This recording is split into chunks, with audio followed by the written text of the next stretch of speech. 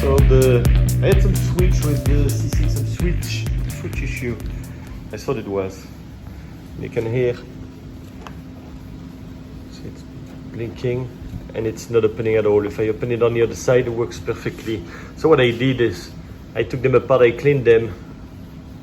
It still did not work. I swapped them in between the driver and the passenger door and found out I had the issue on the same side, the passenger side.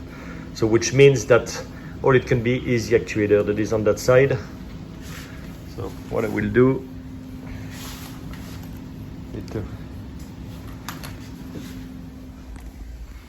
you have the emergency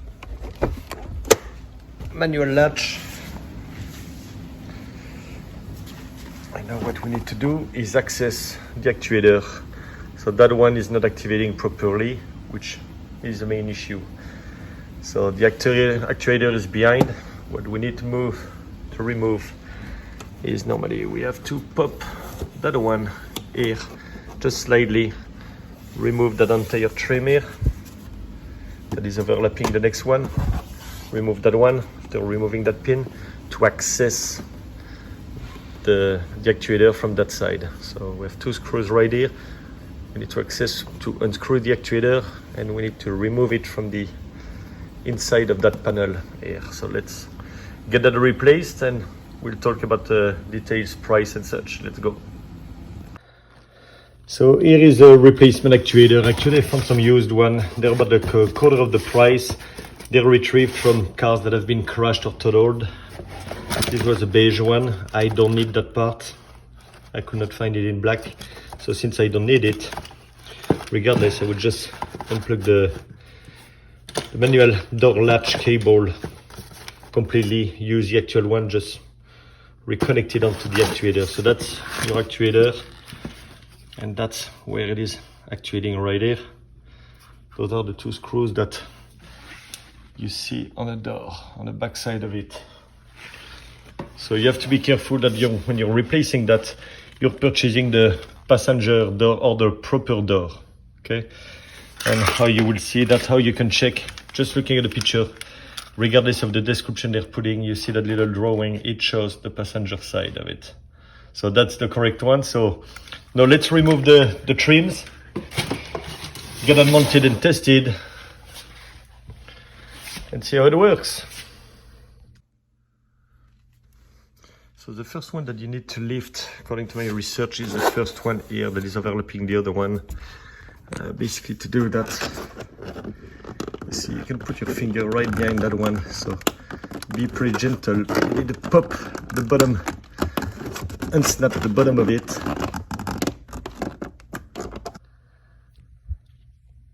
So first step, and what I've seen on a different video, which was helpful at some point, I would say.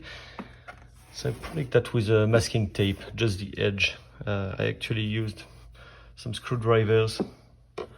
I gently slided one on that side, and you can see a shape appearing through with the stress on the plastic where actually the attachment is. Put the second one on the other side, try to pry it up. You're going to be careful, it might not work and you might break it. There is supposedly a little metal tab that I'm going to show you on which you can press and release the pressure of that little insert that goes in and squeeze pretty tight into the bottom panel and the body. I did use a different another screwdriver and went from the back, and what I did actually is I put pressure with those three screwdrivers all the way around that attachment. You could see where it was, and I gently pried with my finger as well, very, very gently, and then it just popped out. So let me show you.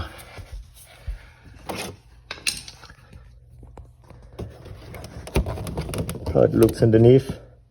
See, you have that little metal tab in the middle that you can press on and unsnap it. So again, those are the first step of replacing the actuator. The actuator should be a fairly easy project, but the door trim is what you can break easily. That's also what is visual. So if you want to preserve the integrity of your car and make sure it's always in pristine condition, just take your time. So I'm gonna go along that and see where the second one is and follow the same process. And I'm guessing there is a, see it's starting to be tighter right here, so I'm guessing there is a third one, second one right here, and certainly a third one at the back. So it's certainly snap in 3 locations. So I'm investigating, go one step at a time, and try to work that out very gentle so I don't damage anything. So anyway, I will protect the rest of it. I had to shove the camera. I needed the flashlight on my phone to make sure I know what I was doing. Try to press on the tab again. What you will see is the top of the plastic part. The tab is lower, so you really need to, when you go in, then put some upward pressure on your side and dive down to try to unsnap it. And then it slowly, it started being like about halfway up, so it wasn't snapping, and then with my finger I just lifted it. So now what I want to be very careful with somehow is I need to put an object here so I don't snap it back, because I think it's not the kind of things you want to do 20 times. So I'm going to do that, and then I'm going to check for the second connection and see where it is. Okay, so what I'm going to do, I'll use fiber towel, slide that underneath so I can press that down. It should be all the way underneath. Here we go, just to prevent that from happening. And I got a second flashlight, second phone, so I can look underneath. Not sure you will see that. And I will gently pry, slide the screwdriver underneath. Okay, second one is right here. So hopefully I only have 3 of them, because even if you kind of know how to do that, then it's let's see all that dust sliding underneath. Even if you know how to do that, you know, it's still pretty sensitive, so I'll try to show you underneath before I remove it. Okay, such in a tight area. So holding the flashlight, here we go. You kind of see the reflection, here we are. Okay, you see the little kind of yellowish metallic things, that's the second one. And the part that is the most shiny, the shiniest, is actually the little tab you need to press on, so I'm going to do that.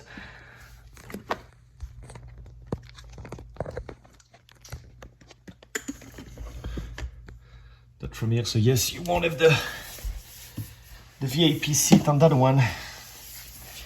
But it's absolutely impossible to tape from the bottom and hold the flashlight and move 2 screwdrivers. Okay, looks like you can access that tab, so I hope.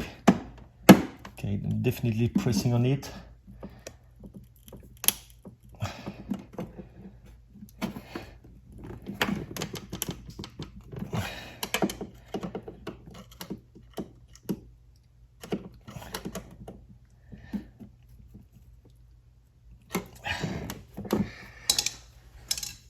Can definitely see that tab, and press on it, it lifted halfway. Not sure I'm all the way in. I want to check, take a look on the other tab and check the engineering of that little clip, just to make sure I understand that completely.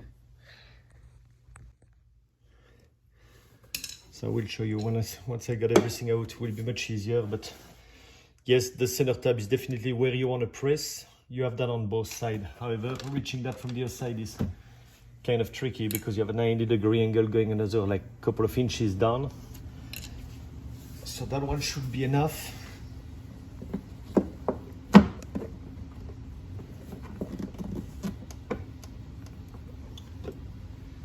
want to put some pressure on both sides. There we go. So then you want to snap it that way. So it looks like it's not going to be 2 of them or 3 of them, but it may be 4 of them, because it feels like I got another resistance point right here. So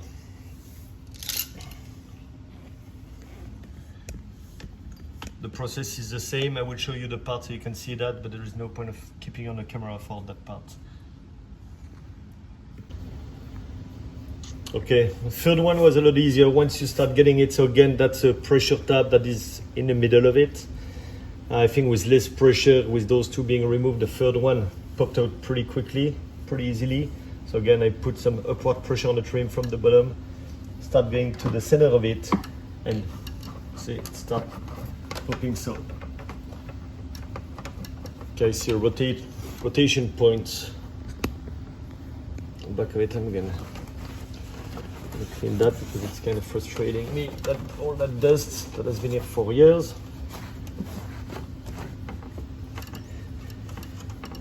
Actually, before I demonstrate the rest of the video, for the one that just wanted to know about the door trim, let's go directly to that engineering of that tab, the engineering of that little tab you see.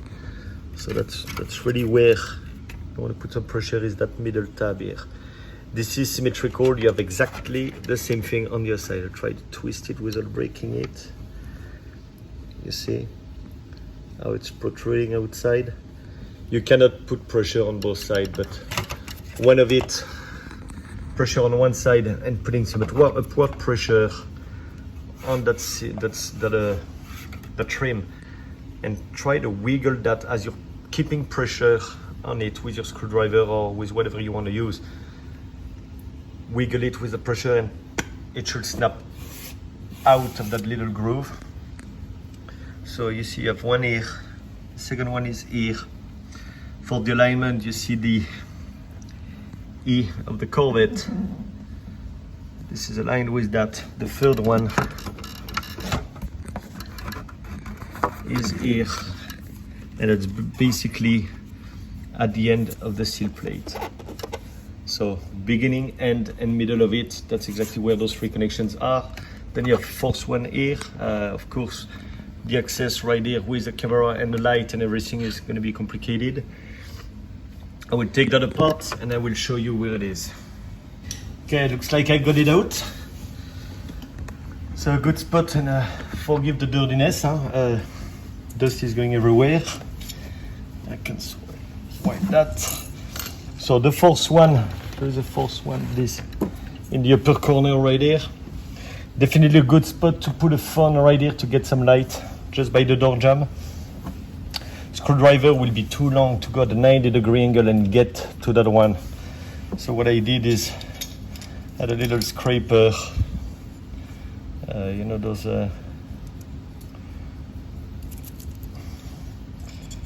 anyway, you find a little flat object, so add this is a little blade, took it apart just to use the point of it, that a nice flat point where I can put some pressure on the tab. Also, since we could talk about safety once in a while, let me put back the phone right here. That seal is plastic, the bottom of the side of the trim is plastic. It is actually pretty sharp, and I just completely slide my thumb just underneath it. It was a very interesting cut, so just be careful with that.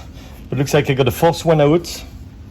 I did remove the carpet and unfold the panel that give you access to the fuses over there at the back, so I can free that up because that trim is going all the way over there. So normally that should be all I need. You see, I got to be careful with that one. Swap that behind, and here we go. So I've not been able to see such parts on YouTube properly, so I want to make sure that you guys have a nice view of it so you can exactly see. So that's the first one that was aligned with the beginning of that seal plate. You have the second one, third one, and fourth one, the one I just removed. So let me show you another view of that trim. So, and again, this is a view of those clips here where you can put pressure with a screwdriver, and you definitely see that tab folding pretty nice. So this is enough, but just take your time. You don't want to damage that. That will frustrate you more than anything. There is no rush on doing a job like that yourself. I did actually on the upper trim over there. I had a little plastic piece that fell down for whatever reason, but that snapped back right into place. That one is in one piece, so we have to do mistakes, and hopefully other people are enjoying my mistakes and not doing the same. Okay, so now that we've done that, there's a little bit of progress. That seam on that trim has been removed. Now I need to find out how to remove the next one. So just articulate that and try to find where are those attach points, but there is definitely a pin right here that I'm going to remove. I should be able to peel that part, at least to move that upward and release some pressure on that panel, and I'm pretty positive that panel should be a lot easier than the other one. Let's go and see what we can do with that one. So some progress right here, very slow. I put some masking tape along the trim going to the backside of the door, and I went all the way up, and I cannot see any attachment. I think it was pinched on the bottom, attached with the other trim, and on top just with that little pin. So that's a plastic pin. I think those are meant to break, at least to be severely damaged, because they want to do the fix by themselves, and replacing a pin like that costs like certainly 3 cents to do overseas. It'd rather be a big pain for you, and so you don't have to do that. So anyway, I pried that a little bit with 2 flat screwdrivers. I'm gonna keep on working on that slowly. It's hard to remove. You have those little flights on the, I don't know you would call that, the ribs. And you can definitely see it is moving, and I'm trying to show you the inside of it.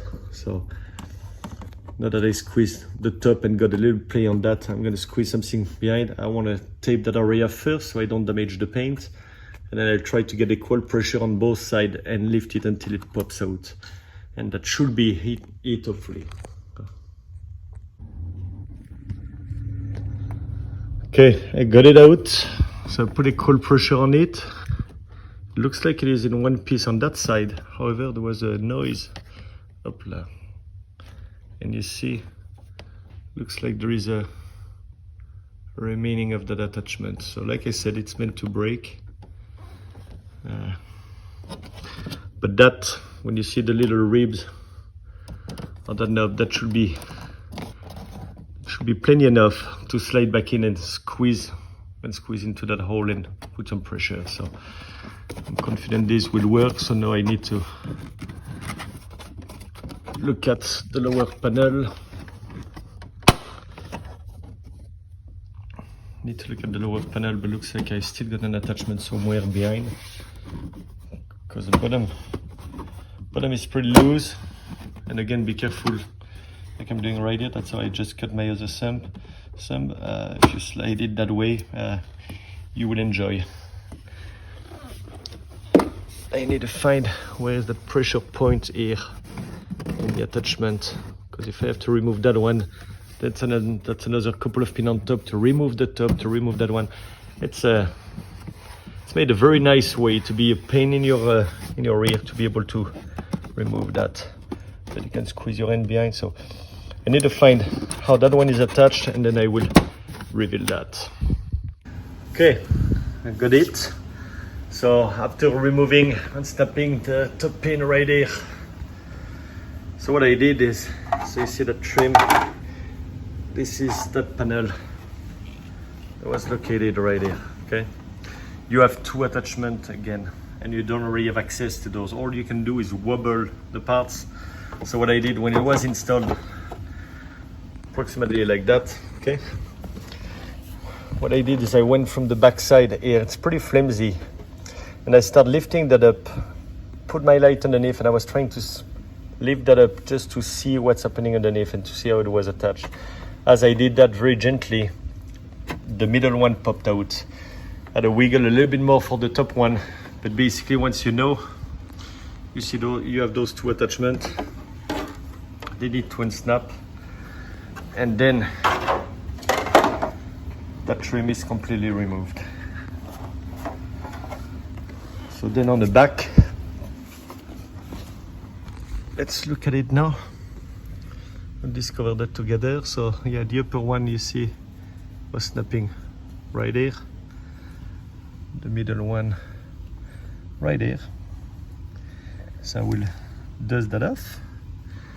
And then basically you can feel it. Put the lights right there. Okay, try to give a better angle. But all that part is soft. Okay, this is something that can be peeled. Here I need to peel that out to be able to reach the actuator from the back side and uncover. I should have the cable, should be the cable going from the actuator to the door latch, or the manual door latch that is right there. You can hear that actuating. So you need to remove that gently so that you can peel it back. So that's going to be the next step, and then removing the actuator. Okay, so for that, to access the actuator, to get a good angle, I went from that side, that back corner, and that's where that is glued, and it was actually pretty easy to peel. And then you have access to the actuator inside. So I want to peel that properly.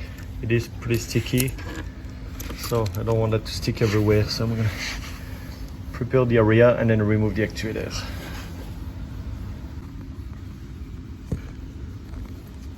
Okay, one way you can test that as well. So this is still the old actuator. With a screwdriver you can push on that latch. Push and it will latch completely. So if I press on the electronic switch from the door, you will hear the noise, but it would not activate actually, but the door knows that it's closed. If I use a manual latch now, it will open. So that's confirms that the actuator is not working properly. So let's take that apart. I think they're two T30s, star shape. I'm gonna remove those two and pull the actuator out. Take the, I would call that, I think, the pigtail connector on it. Remove the cable going to the manual door latch and replace with the new one. Okay, just remove the two T30s. Put them on the side, not to lose them in the box. Actually, you had to use a ratchet and the T30s, just using the screwdriver. It was actually pretty tight. Once you got that, wiggle that actuator out, and it's not too bad. Then you have that pigtail on top. So normally, according to other videos I've seen, you have a little opening here and you just see,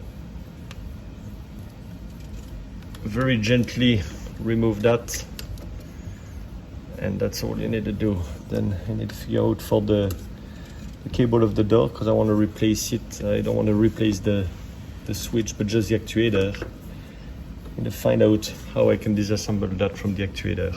But first of all, what I want to do is I'm going to connect the new actuator.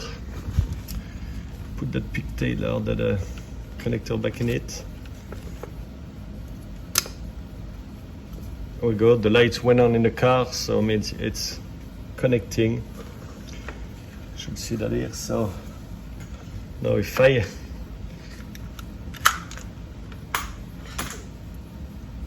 close it with a screwdriver, okay, it is closed. If I'm using the manual switch, it is opening. Good. Sounds like pretty soft, though I was expecting a bigger one. So now that it's connected to the car, I'll use the switch of the car. Oh, nice. That was a good one. That's what you want to see. So this is very satisfying. So close it, open the door, boom, down. Here we go, that's a good one. So now I need to put it back, but before I need to figure out how to remove the cable from that actuator and remove the other one, put that on this actuator. I've not seen that in any videos either. So I will figure that out, then I will put that on a short video. See you guys. Okay, so let's remove the cable of the manual door opener.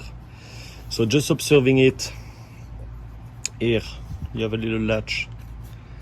When you press that, you see it's going down, but it's retained under that little.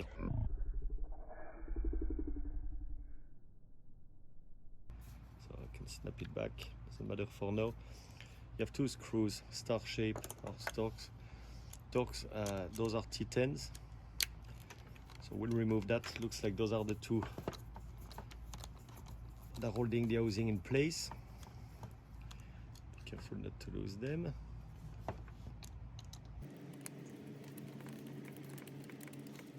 There we go.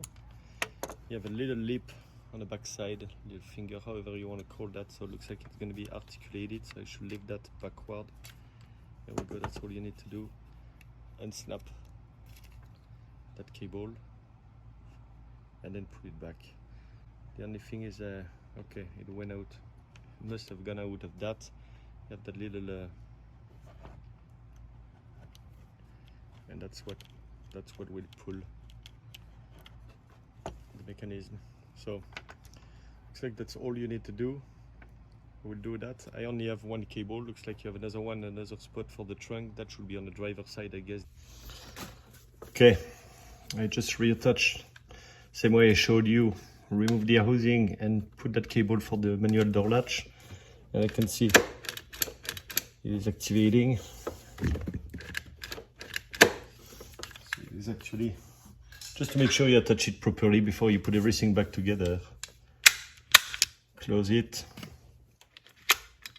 And it's reopening. Awesome. Then next step is you want to reattach your connection with the pigtail or however you call that. Okay, slide it.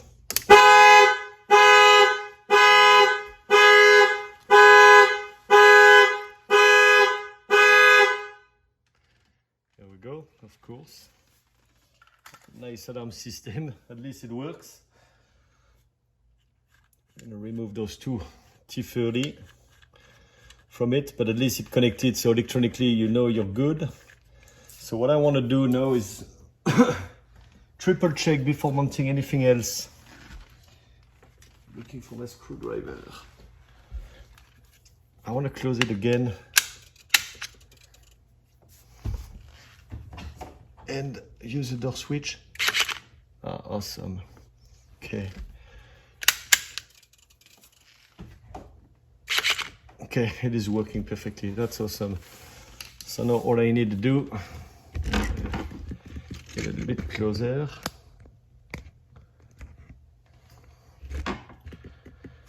All I need to do is shove that back.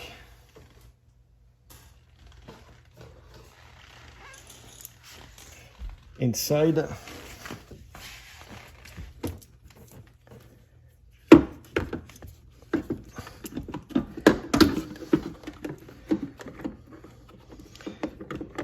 Well, looks like it's not too bad. It's pretty easy to find the spot. You have that. We'll go and need to put the two T30s in it.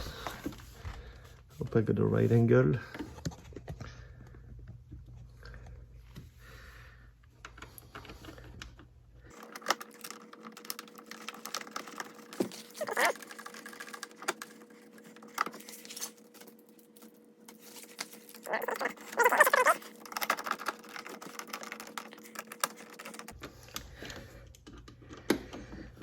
Okay, since I had to take it out with a ratchet, I'm gonna give it another 1/8 or 1/4 of a turn with a ratchet. There we go, just to make sure it is properly tight.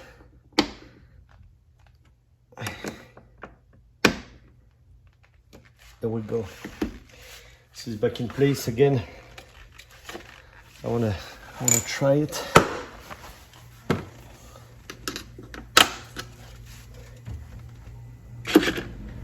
Okay, this is working. So I'm gonna put it back. Make sure the cable is in the right spot. Put back that, of course, it glued itself. And keep it flat.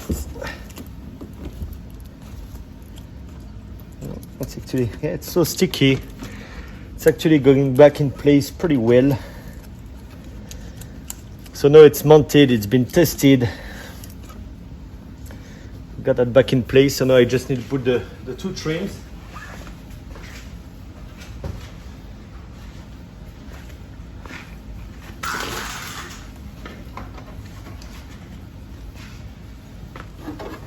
So they're just articulating that in the right spot. Snapping that back, it should be pretty straightforward. I want to make sure you're lining that up properly.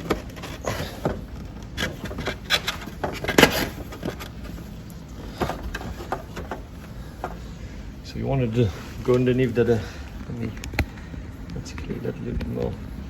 You see actually you actually see the dust here.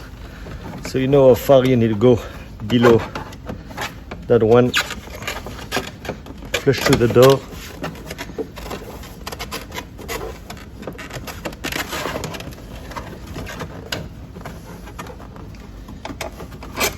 Okay, here we go. Completely underneath the top one. Here we go. Just snap the first one in place. Second one should. Here we go. This is snap in place. I just need to put that one back. If I can.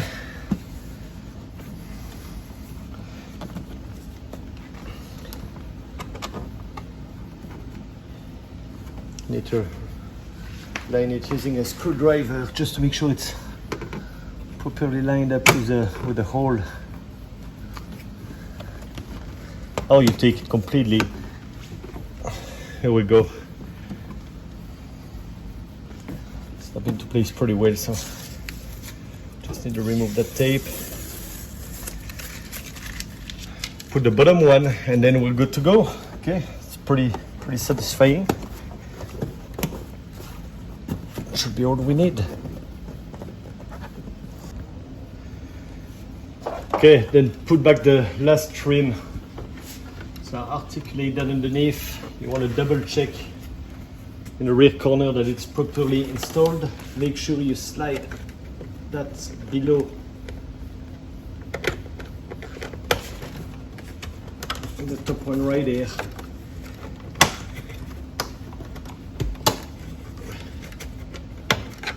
We'll go gentle. Bring that back into place.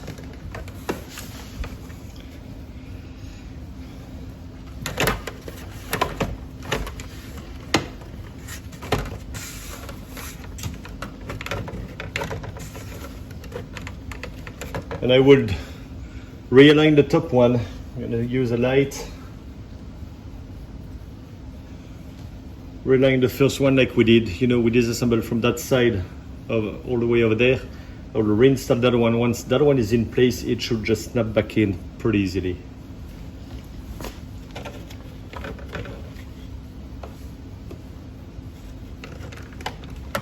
There we go. So I found the groove.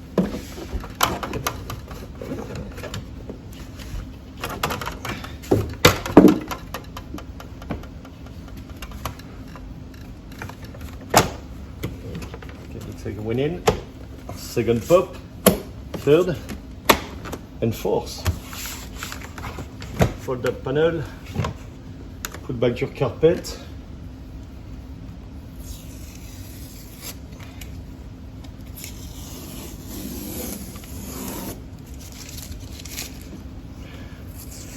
Remove the masking tape that you use for protection. Oh, but it wasn't all the way in. Nice. Piece right here.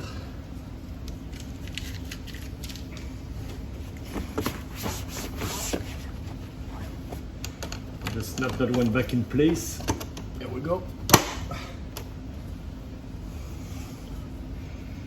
This is nice and neat. Look at that.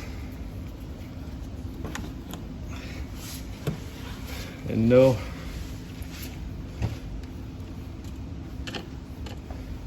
should be able to test it. Test it live. So I just want to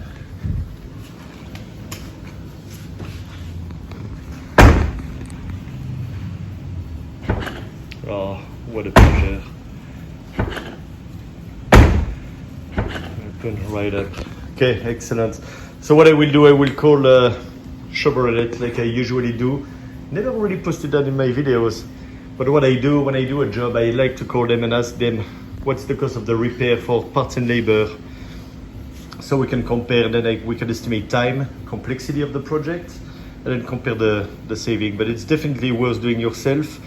Just want to take your time. I hope it was detailed enough, certainly not the best angle of views, but try to explain you and show you what are the difficulties to do that as I was discovering them.